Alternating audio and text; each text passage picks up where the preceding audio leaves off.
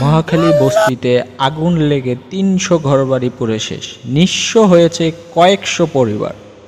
রাজধানী মহাখালীর ৭তলা বস্তির আগুন নিয়ন্ত্রণে এসেছে আজ বুধবার ভোর ৫টা ২০ মিনিটে। ফায়ার সার্ভিসের ৮টি ইউনিট ১ ঘন্টা ৪২ মিনিট চেষ্টায় আগুন নিয়ন্ত্রণে আসে। আগুনের ঘটনায় হতাহতের কোনো খবর পাওয়া যায়নি, তবে বস্তির অধিকাংশ ঘরবাড়ি পুড়ে গেছে বলে জানিয়েছেন ফায়ার সার্ভিস মিডিয়ার সেলের কর্মকর্তা খায়রুল ইসলাম রনি।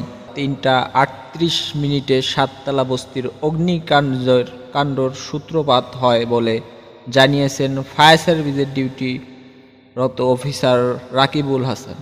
ফায়ার সার্ভিসের কর্মকর্তারা জানান, আগুন লাগার খবর পাওয়ার পর ১০ মিনিটের মধ্যে ফায়ার সার্ভিসের প্রথম ইউনিট ঘটনাস্থানে নেভানোর কাজ শুরু করে।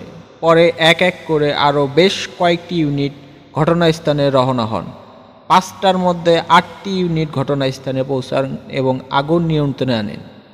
তাৎক্ষণিকভাবে ক্ষতিকারক পরিমাণ জানতে পারেনি ফায়ার সার্ভিসের কর্মকর্তারা।